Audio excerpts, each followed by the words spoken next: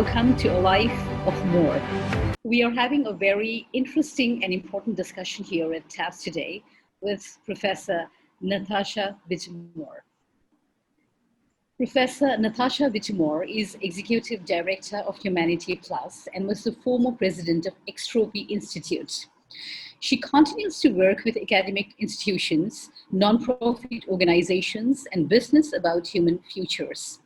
A professor at the University of Advancing Technology and former program champion of graduate studies, she has lectured at Harvard, Yale, Stanford, Virginia, Commonwealth, Cambridge, UK, also Finland and Polytechnic Hong Kong universities. On the scientific board of Lifeboat Foundation, a fellow of the Institute for Ethics and Emerging Technologies, visiting scholar at 21st Century Medicine, and advises nonprofit organizations including Adaptive AI and Alcor Life Extension Foundation.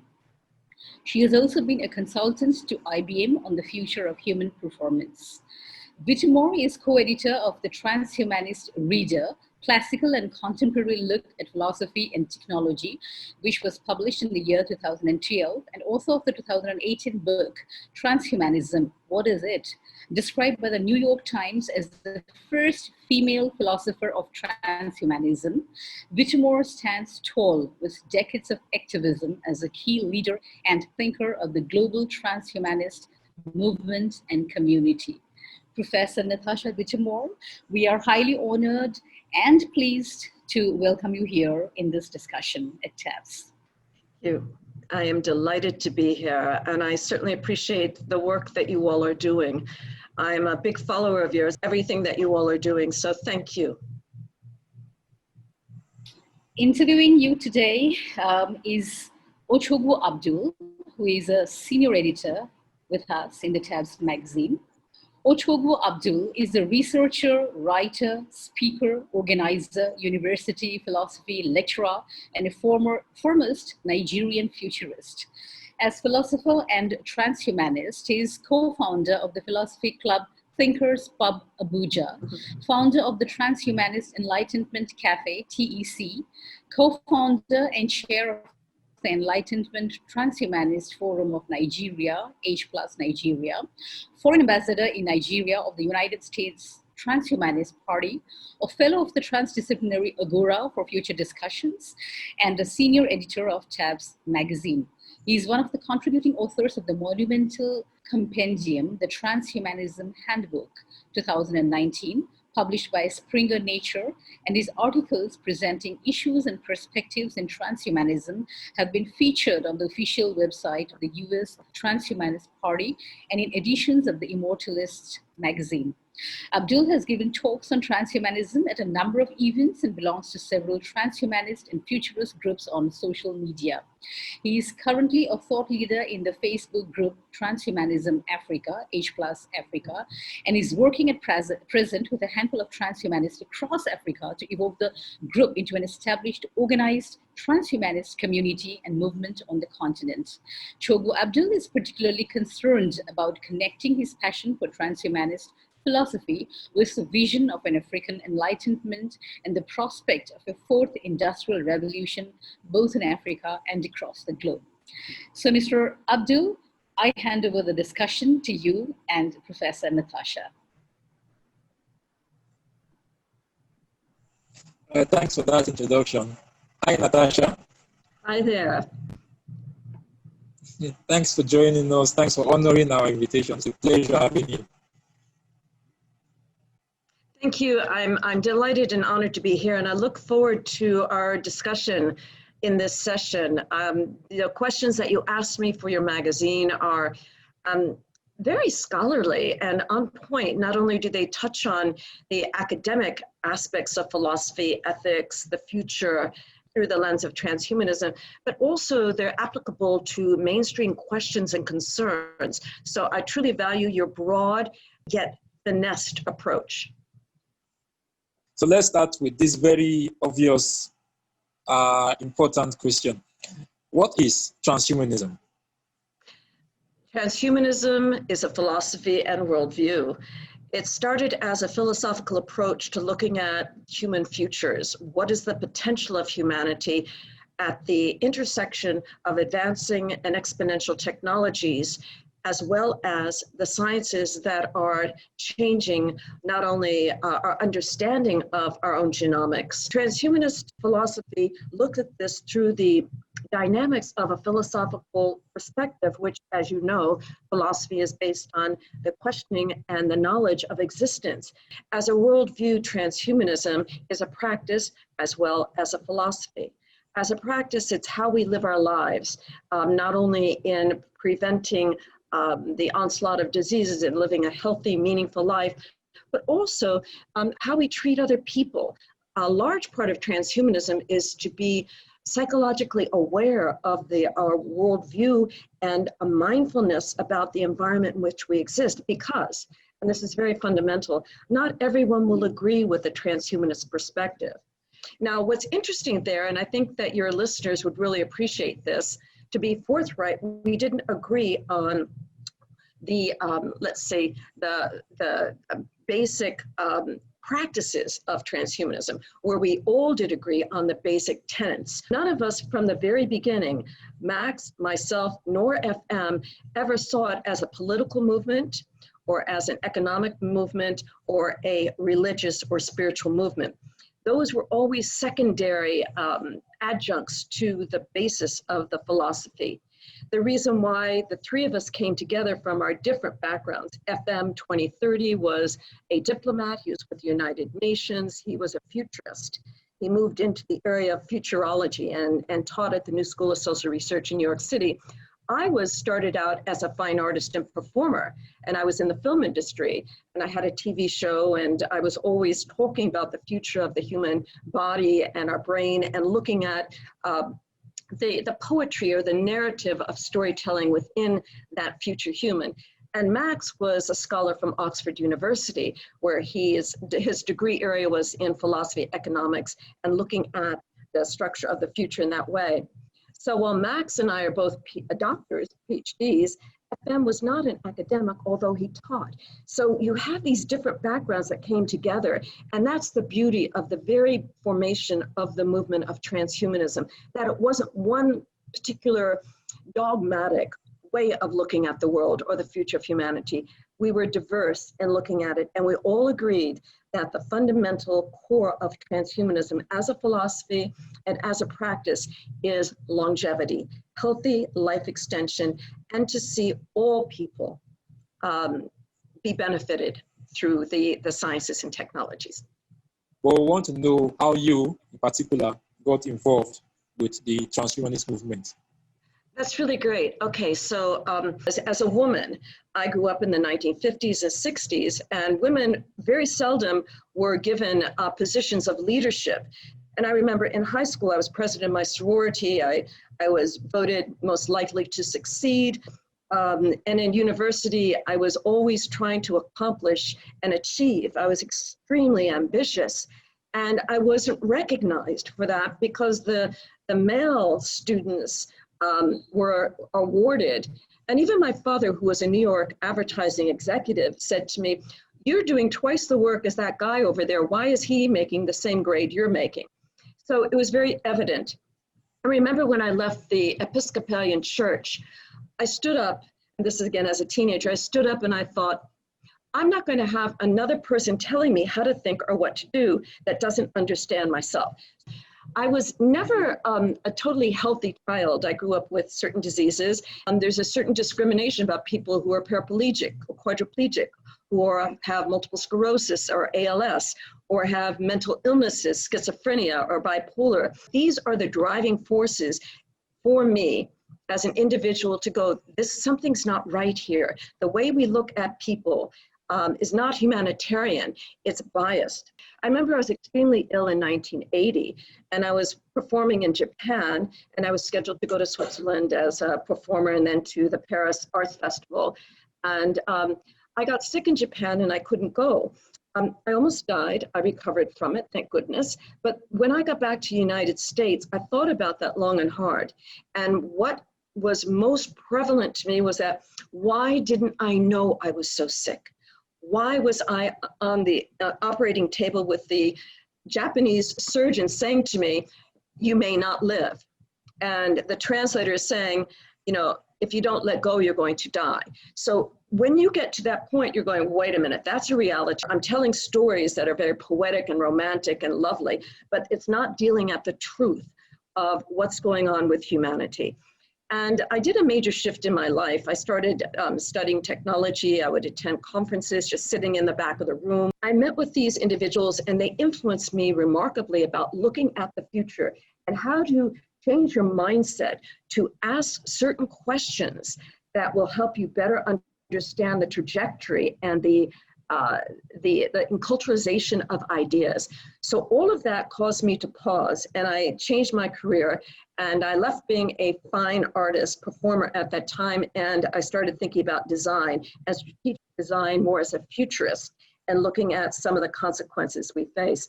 So that was the core source for me in becoming interested in this. And through that, I started writing more and doing more design work, thinking about the future of the human body. I created a television show on cable TV called Trans-Century Update, which had many experts in the fields of automation, robotics, nanotechnology, artificial intelligence, longevity, life extension, looking at electronic cars, electric cars, solar energy, space exploration. And at that time also I went to space camp, the first pre-astronauts training at the United States Space and Rocket Center in Huntsville, Alabama. And I did the pre-training, which I loved, had a fantastic time. And I wrote the Transhuman Manifesto, and all these things started crystallizing for me. And then I devoted my life to looking at what the future of the human would be if we could be more compassionate, if we could be kinder, more aware people outside of political and religious dogma, but put transhumanist agenda first and then choose your other signifiers. And at that time, I met FM 2030. I met him in 1982. I wrote the manifesto in 1983. My TV show was from 1985 to 1993, I think it was. And FM and I put on several projects. He was teaching at UCLA, courses on transhuman and the future of the human. And I went in, I lectured at his courses. We put on a number of events in Los Angeles on cryonics and looking at longevity, life extension. All this was in the early 1980s up until, you know, the late 1990s. And in 1991, I guess it was, I met Max Moore. Your 2018 book, Transhumanism, What Is It?, is valued as an important resource which provides answers to some of the basic questions about the philosophical, ethical, and cultural worldview of transhumanism. Briefly talk us through what your motivations were for writing that book. Oh, good question. I wrote that book because what I realized is after co-authoring and co-editing the Transhumanist Reader, which is the first academic book on transhumanism, that book is really consequential. But what I learned that was published in, I think, 2012 or 2013, and here we are in 2020. I wrote Transhumanism, What Is It, in 2018, I think it was. What I realized in that time frame between the first book, which is very dense and rich in ideas from the original thinkers, was that people weren't getting it. It was maybe too highbrow, maybe it was too academic, maybe it was too dense. And I thought we need a very quick read, a short book, something that's just going to nail it, just say what it is, what it's not, what are the core ideas, how do they manifest, what can people do, what organizations can people join, etc. So that was the motivation behind my putting together a short, small book, Transhumanism, What Is It? It's to fill that gap. And what I'm still finding is I didn't succeed, obviously, because people are still getting so much misinformation. I do a lot of interviews and give a lot of talks, and I'll go to a conference and there's other speakers speaking about transhumanism, and they're talking about something and I'm going, where did you get that? And a philosophy is more ardent and more focused on finding the core of ideas and where ideas come from and building them out and like codifying them, you could say, whereas politics tends to skew things. And you don't ever think of, at least I don't know many people do, when you're talking about politics, to go, oh, that's the truth. They're after the truth. They're, you know, they're honest, integrity, soul searching, you know, field. No, politics we usually think of as being coercive as far as manipulating, using a lot of advertising or marketing to sway people's beliefs, a lot of exaggeration, hyperbole, and accusation. Well, that's how it is. That is not what politics is supposed to be, but let's just say that it's kind of slanted in that way. So I wouldn't go to politics to find truth or evidence. I would go more to philosophy or anthropology. And in philosophy and anthropology, no one gains from creating falsehoods. You gain from doing, you know, the deep dive into knowledge. And that's why philosophy is so important, and why I think that it's really best if any of the political and or religious transhumanist groups really focused on the core philosophy, what's written in the philosophy and in the Transhumanist Manifesto that I wrote, to build off of that. First, it's unethical. Number two, it's not a very nice thing to do. And number three, it shows insecurity. If you have to take something that's already out there, that's already been published and written, and the hard work of those people who did that, and you have to pretend that they didn't do it and say, oh, I created the transhumanists, this or that, then there's something wrong. And then it goes into the area of psychology, and we talked about this earlier in your interview. Transhumanism is not just about life extension or a human body or you know, augmenting the body or enhancing the body. It's also about our cognitive properties and our sense of self, our purposefulness and our level of integrity, self-ownership, self-responsibility. So I think that we really need to get to the core of this and respect the original ideas, build off of them to be sure, but don't try to reinvent the wheel. Very interesting, thank you. Now let's talk about leadership, transhumanist leadership and some of the challenges that come with it. Natasha, you have been a key thinker and leader of spearheading the development of the philosophy and movement of transhumanism for several decades. Can you briefly share with us your experience and challenges at the front lines of this unique and radical idea and movement? Oh, you know, that's a really important question to ask, because so many times we look at the prettiness of something, or, you know, the high shine, you know, glossiness of it, and forget to look at what was behind the scenes in the trenches. Well, having been in the trenches of transhumanism, I know the difficulties that we went through. In the 1980s, for example, when the term transhuman was starting to become a more public, not the philosophy, just the term transhuman, and that was done through FM 2030, that no one kind of understood it. It was more like a futurist concept of the future human. The term transhuman was used more widely than the term cyborg, which tends to be used widely today and incorrectly. When people refer to cyborg, it's actually a transhuman that they're referring to. But putting that aside, through the 1980s, it was okay. We were so far ahead of mainstream that we weren't targeted.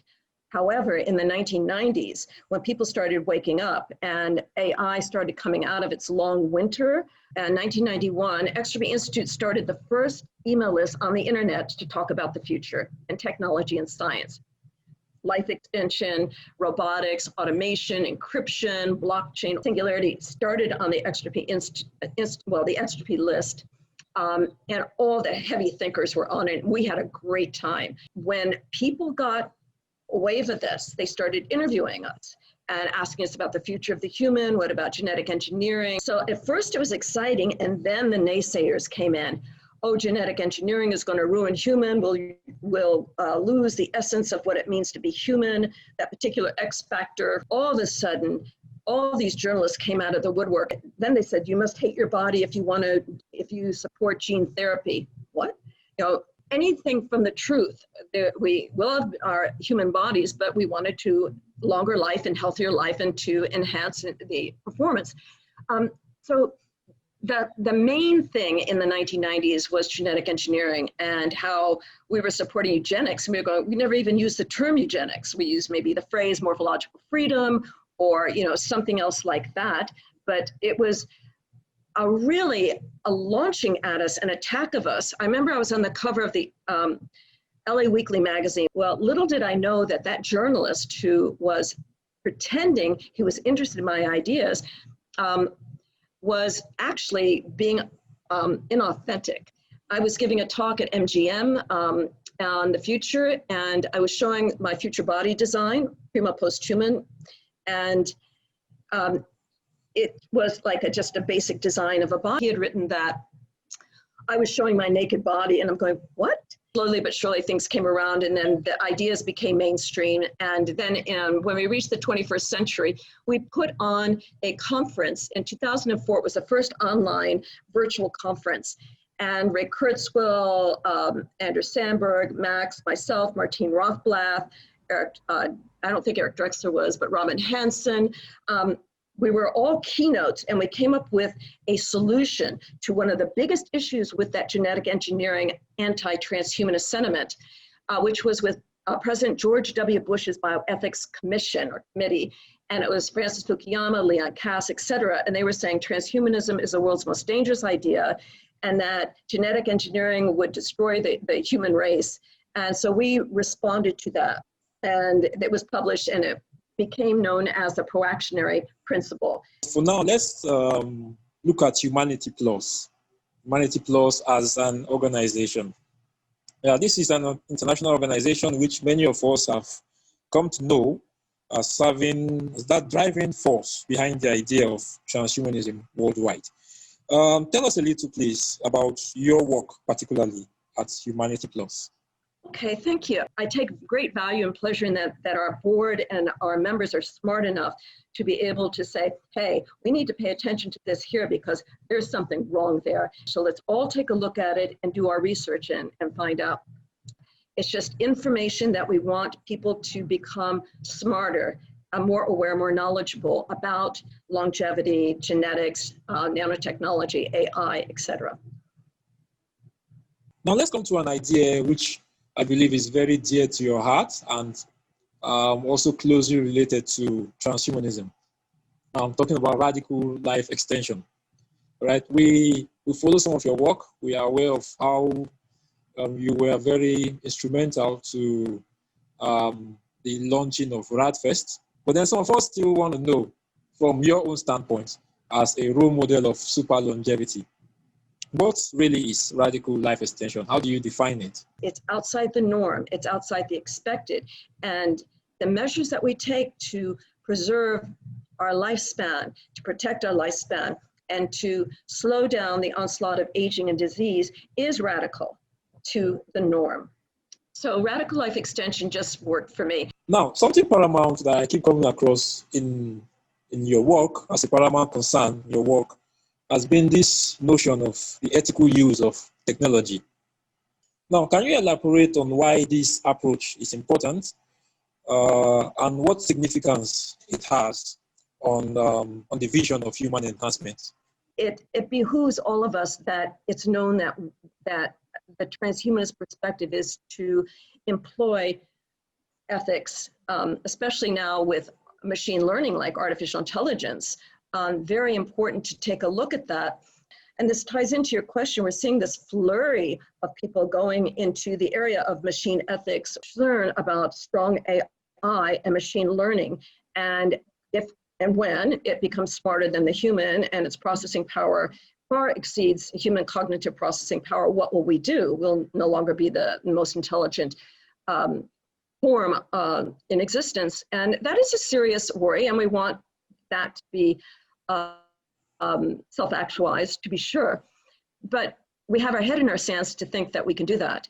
And our head in the sand doesn't help anyone. And interesting that Elon Musk, who was truly opposed to advancing artificial intelligence, now has a company called Neuralink, and Neuralink is looking at augmenting the brain.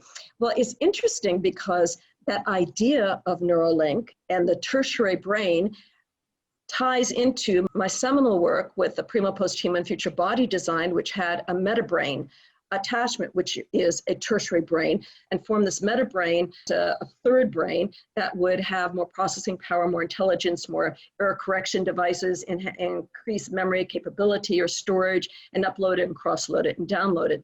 So, but now there's a shift. Elon Musk, if he's creating Neuralink, and when you listen to him, his terminology, his language is so transhumanist. So we're seeing that even those naysayers who are saying we must stop AI have shifted to where they're saying the ethical use of technology must be spoken of, but we are not in control of it. For the sake of listeners, can you please explain to us what is the Proactionary Principle and how has it helped transhumanism and life extension advocacy since its formulation?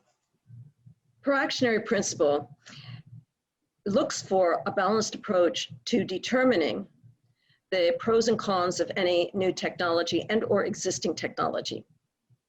Prior to the Proactionary Principle, most people, decision-making organizations and groups relied on the Precautionary Principle.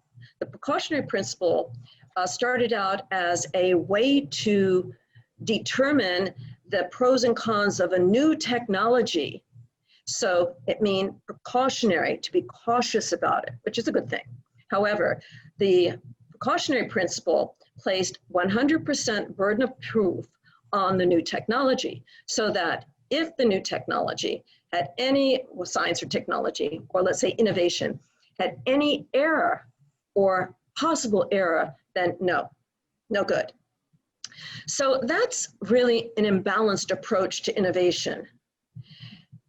We know that there is no science, no technology, nothing in the universe that is 100% foolproof. That there's always a possibility or a chance for a problem to ensue, whether you understand it prior or it is something that comes from left field. The issue then becomes, how do we deal with problems?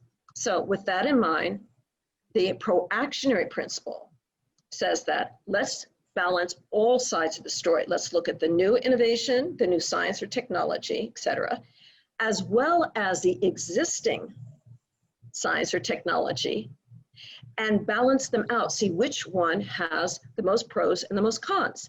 It could very well be that the status quo or the science or technology that is already in existence has more problems to it or is more problematic than the newer one, which could have a few problems.